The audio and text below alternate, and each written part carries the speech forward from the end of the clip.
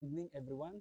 Saan man po kayo naroon sa labas ng bansang Pilipinas, sa Japan, sa Hong Kong, sa US of A, Arab country, anywhere you are in the world, naway sumapit po sa atin ang biyaya at pagpapala.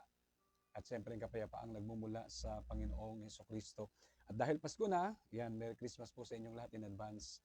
At ngayong gabing ito, yan, meron po akong awiting pamasko na ibabahagi ko po sa inyo. At siyempre, sa inyo, alam naman po natin, alam niyo naman po yan, mostly sa inyo po, karamihan sa inyo na ang aking pong ibinabahagi ay yung aking pong original piece o yung pong biyayang kalob sa atin ng Panginoon. At yan po yung mga original na awitin na nalikha ko po dahil po sa biyaya at siyempre sa tulong din ng Panginoon. Kaya wala tayong dapat ipagmapuri kundi ang Diyos lamang po. At siyempre bago po ang lahat sa awiting ito, yan. Okay. Awiting patungkol sa pamasko dahil magpapasko na. Nais ko lang pong i-quote ang sinasabi dito, yan. Sa Isaiah chapter 7 verse 14. At ganito pong pagkasabi bago sa wikang sariling atin, It is expressly predicted in Isaiah. Ito po ay hayagang pinapahayag sa aklat ni Propeta Isaías. Ito nga pong patungkol po sa kapanganakan ng ating Panginoong Kristo. And it says like this, Behold, a virgin will be with child and bear a son. And sabi ito, and she will call his name Emmanuel. Sabi po yan sa NASB. So, yan pong sinasabi doon sa New American Standard Bible. Ayan. At dito po sa wikang sariling atin, ang sabi po sa Magandang Balita Biblia, sa aklat ni Propeta Isaías, sa kabanatang 7, sa talatang 14, ang sabi sa Magandang Balita Biblia, dahil dito, si Yahweh mismo ang magbibigay sa inyo ng palatandaan. At ano po yung palatandaan? Patungkol sa kapanganakan ng alin? Ng Mesiyas. Ang sabi dito, magbibigay siya sa inyo ng palatandaan. At ano po yung palatandaan? Ito po, maglilihi ang isang dalaga. Yan, dalaga po hindi po dalana. Di wow. Dalaga po talaga, hindi parang dalaga at hindi po dalana. Yan, Hindi po bagong raspa, kundi dalaga po talaga, birhen sa madalit sabi. Maglili ang isang dalaga, letter A, at magsisilang ng isang sanggol na lalaki. Lalaki po hindi po balaki, hindi lalako, excuse me for my words, Talagang lalaki po, yan. At tatawagin sa pangalang Emmanuel, letter B, yan. Which simply means, kung titignan natin, ang kahulugan niyan ay nandito. Now, yung fulfillment ni Prophet Isaiah, doon po sa binanggit natin sa Isaiah 7, verse 14, ay nandito po sa Matthew chapter 1, verse 22 to 23. Ayon po sa Ebanghelyo ng Panginoon kay San Mateo, ang sabi ng Matthew chapter 1, verse 22 to 23, and it says like this, ayan. Yan sa wikang okay, sariling atin. Yun. Hindi ko yata na-coach yung English At ang pagkasabi po ay ganito. Yan. Sabi ng ang salita ng Diyos, ang lahat ng ito ay naganap. Yun. So, it was fulfilled upang matupad ang sinabi ng Panginoon sa pamagitan ng mga propeta. Lalong-lalo na si Propeta Isaías. Sabi sa verse 23, sinabi nila, narito ang isang dalagang birhen, ang magdadalang tao at manganganak ng isang lalaki. Tatawagin nila siyang Emmanuel, na ang ibig sabihin ay ang Diyos ay suma sa atin. So magandang tignan, magandang puntahan natin na ano po ba yung sinasabi rito, yung tunay na kahulugan ng Pasko. Ito ba'y nasa Queso de Bola? Ito ba'y nasa material na bagay? Ito ba'y nasa Christmas tree? Ito ba'y nasa Santa Claus? So yung mga bagay na hindi po nakakasama para appreciate natin, yung kumbaga yung dagdag kasiyahan sa Pasko, pero pinaka-climax, pinaka-apex at sentro ng ating pagdiriwang ng Kapaskuhan ay walang iba higit sa lahat kundi ang Panginoong Kristo. Yan po yung dapat nating malaman. Jesus is the reason for this season. Kung bakit tayo meron pong tinatawag na pagdiriwang ng Yuletide season ng Kapaskuhan ay dahil po meron pong Kristo, meron pong Mesiyas na mula sa langit na bumaba dito sa lupa. Sabi nga rin sa John 3:16, and I quote, for God so loved the world. Hindi niya sinabing for God so loved Europe, Japan, Hong Kong, kundi ang sabi doon, gayon na lamang ang pag-ibig niya sa sanlibutan. So ibig sabihin, ano man ang lahi natin, Ano man ang pagkatao natin, ano man ang kulay natin, si Kristo ay bumaba para sa ating lahat. At yun po ay dahil sa malaki at dakilang pag-ibig ng Diyos sa atin na ipinaranas sa pamamagitan niya nung suguin si Jesus bilang ating tagapagligtas at kaisa-isang tagapagligtas. At syempre, shoutout po kay Brother Jerry, yan, Empante. So, ayan, kay Manoy Jerry Enfante. Sabi niya, okay Brad. At shoutout din po kay Sister Antoinette Tos. Thank you for watching, Sister Antoinette. Yan po sa lugar ng Quezon City. At si Brother Jerry, dyan naman po yan sa lugar ng Makati. Yan, ang lugar ng mga mayayaman na pinagpala ng Diyos. Di wow. At yan din po, good evening daw, sabi ni Sister Maria Luz. Yan, Sister Luz, great evening po sa inyong lahat at salamat sa panonood. Now, balikan po natin, what is the true meaning or what is the true meaning about Christmas? So to speak, mga kapatid, ang tunay na kahulugan ng Pasko. Anong sabi dito, mga kapatid? And I quote, the good news of Christmas is that even when the world, sabi dito, no? The good news of Christmas is that even when the world or our circumstances change, the message of Christmas is timeless. Because Christmas is about the birth of God's Son. Totoo naman po yan. So balikan natin yung mamaya. And including that, sabi dito, no? Because Christmas is about the birth of God's Son, Jesus. It is about how He came to give us love. Grabe, no? To give us love, hope, and joy. The message doesn't change. Ulitin ko po, ang sabi dyan, the message doesn't change from year to year. So, kung ano po yung una pong paglalathala patungkol sa kapanganakan ni Kristo, maging sa Luke chapter 2, verse 12 to 14, anong sabi doon, di ba? Di ba? Sabi doon, no? Papuri sa Diyos sa kaitaasan at sa lupa ay kapayapaan, di ba? Sa mga taong kinalulugdan niya. Peace on earth, goodwill to man. So, ayun po yung sinasabi doon, di ba? Nung mga anghel, di ba? Di ba? Nung lumitaw yung mga anghel sa gitna ng kaliwanagan at nagsabi, di ba? Sabi doon, di ba? Papuri sa Diyos sa kaitaasan at sa lupa ay kapayapaan. Yung sinasabi nating good news. At yung good news na yan ay yung pong pagdating ng Mesiyas. Kaya nga sabi ng awitin, Christ the Savior is born. So ang tunay na kahulugan ng Pasko, so to speak, ay ang mabuting balita. Christmas is, the essence of Christmas is the good news. At ano yung good news? Na ang Diyos po'y bumaba mula sa langit sa pamamagitan ng pagkakatawang tao ng ating Panginoong Hesukristo. Yan po yung mabuting balita. At kaya nga sabi rito, no? Yan ang mabuting balita na kahit magbago man ang mundo, ang ating sitwasyon, ano man ang ating kalalagayan, di ba? Di ba? Sabihin na natin, ano mang kalagayan niya, ano mang sitwasyon niya, ito pa rin yung mensahe. Ang mensahe ng Pasko ay walang hanggan, walang katapusan.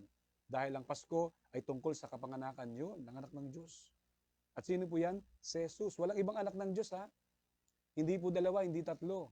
Kaya kami nagsasabi sa atin, no? May magsabi sa atin na si anak ng Diyos, so baka medyo, ano po yun, nalipasan ng gutom. At yan po yung mga false prophet, hindi po yung totoo. Yan po yung tinatawag natin na false Messiah. In other words, no, without judging, baka yan po ay mayroong sayad. So, excuse me for my words. Kaya ang sabi rito, ang Pasko ay tungkol sa kapanganakan ng anak ng Diyos. And that is Jesus Christ. Ito ay tungkol sa kanyang pagdating, grabe, no? Pagdating upang bigyan tayo ng pag-ibig, pag-asa, at kaligayahan. Ang mensaheng ito ay hindi nagbabago taon-taon, grabe. The message is still the same, yesterday, today, and forever. Hebrews chapter 13, verse 8. Sapagkat ang Diyos naman po ay walang pagbabago. Kaya yung kanyang mensahe, patungkol sa katotohanan ito ay hindi nagbabago. Grabe. Diba? Yun yung maganda rito na sinasabi. Amen po ba? Na ang sabi nga, mga kapatid na mahal, kung titignan natin, brothers and sisters, meron pong tinatawag na the two kinds or the two types of Advent. And the first Advent is, alam natin yung ikalawa, yung muling pagparito ng Panginoong Kristo. But the first Advent, the very first Advent is walang iba kundi yung sinasabing the Lord Jesus or Christ came into this world. The coming of the Messiah. Yan po yung unang Adbyento sa pamamagitan ng Panginoong Kristo. nung siya ay dumating dito po sa sanlibutan. And we are so glad and we are talaga namang pong full of joy. Kaya sa oras na ito, mga kapatid ko minamahal, so may nakomposa rin po ako mga ilang awitin patungkol sa Pasko. Yan. Pero ngayong oras na ito, yan. Ang aking pong isa sa inyo, this original composition was entitled Pasko. Pasko na naman. No? Pasko, Pasko, Pasko na naman. Ito'y ating ipagdiwang. Yes. Pakinggan po natin. Merry Christmas everyone. La la la la la la. La la la la la la la. La la la la la. La la la la la. La la la la la. La la la la la la. Sha la la la. La la la la la. Pakinggan po natin lahat. Kay sarap na naman ng piling ng bawat isa. Amen. At kitang-kita mo sa ngiti nila. Sabi nga sa awiting ito, ang bawat problema ay nalilimutan na. Pagkat Pasko'y damang-dama na nila. Yan, minsan pa. Kay sarap na naman ang piling ng bawat isa. Thank you, Lord. At kitang-kita mo sa ngiti nila. Ang bawat problema ay nalilimutan na. Bakit po? Pagkat Pasko'y damang-dama na nila. Pasko, Pasko, Pasko na naman. Pasko, Pasko, Pasko na naman. Ito'y ating ipagdiwang. Amen. Alam nyo, kapaskuhan hindi lang naman po yun sa material na bagay. Hindi lang yan sa gara ng kasuotan natin at marami pagkain sa pagkainan. Yung tayo po'y malakas, malusog, masigla, sama-samang buong pamilya, yan po'y malaking biyaya sa ating lahat. Kaya nga, sabi sa awiting ito, mahirap o mayaman, anong ginagawa? Ito'y pinagdiriwang. Kasama ang pamilya, puno ng galak at tuwa. Sabi nga sa awiting ito, at kahit simple lang, ang ganda nila. Sabi nga, okay lang ito, basta't tayo sama-sama. Here we go! Pasko, Pasko, Pasko na naman. Pasko, Pasko, Pasko na naman.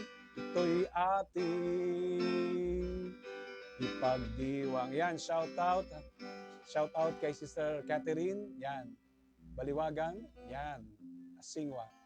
At syempre, yan, shoutout sa mga taga Malabon. At ganoon din po sa akin pong minamahal na kumpare, Brother Jun Hieronimo.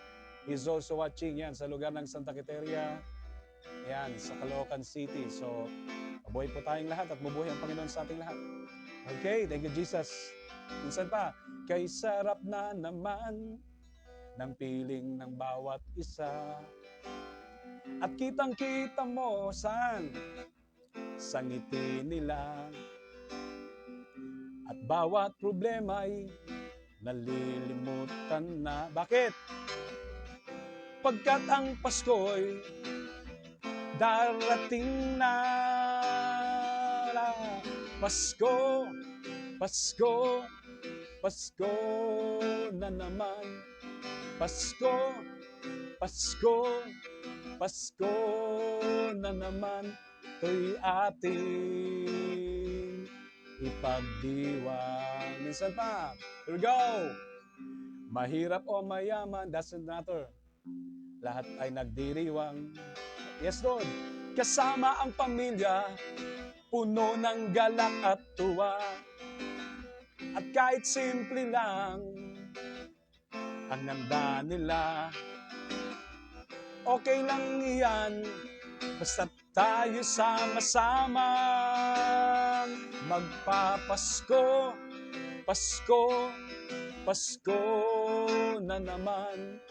Pasko, Pasko, Pasko na naman.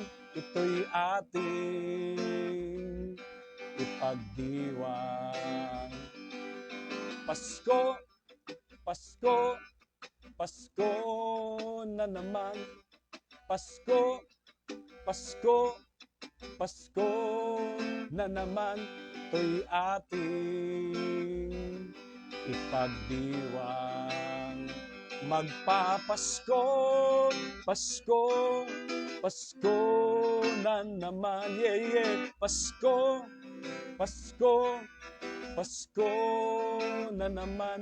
Ito'y ating ipagdiwang. Sige, once again. Pasko, Pasko, Pasko na naman. Pasko, Pasko, Pasko na naman. Ito'y ating ipagdiwang. Ito'y ating ipagdiwang. Ito'y ating ipagdiwang.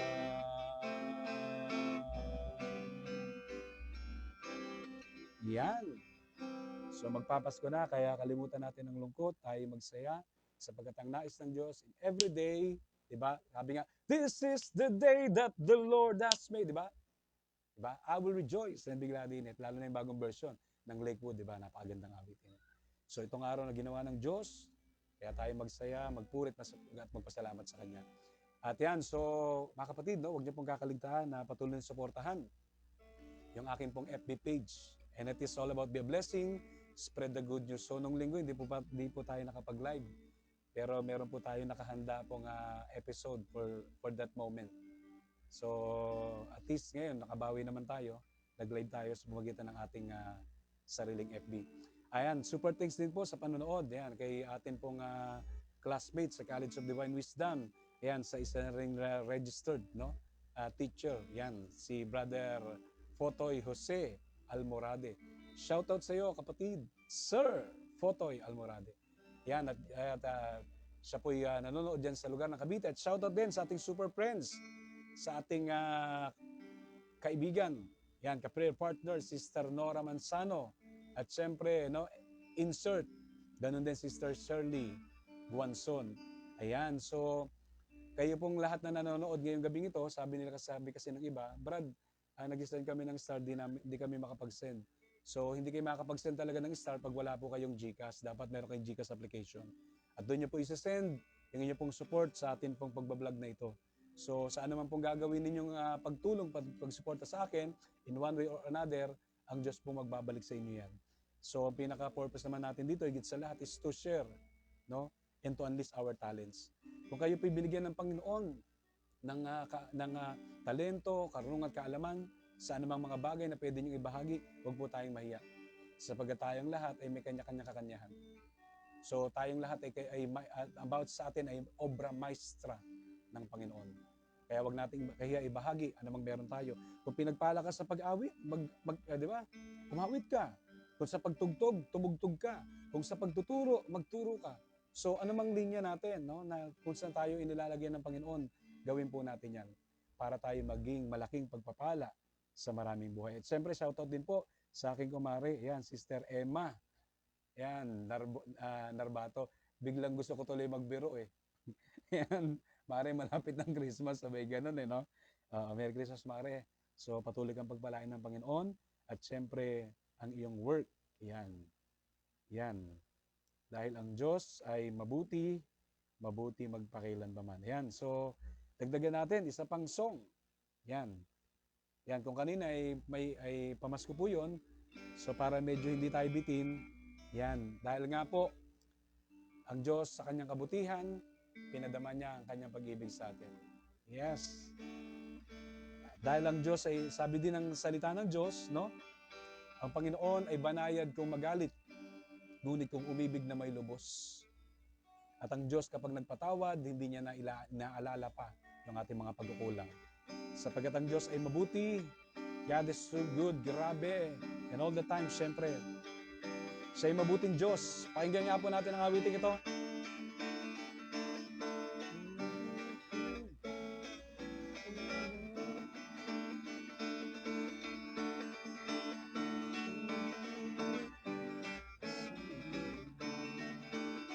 Here we go.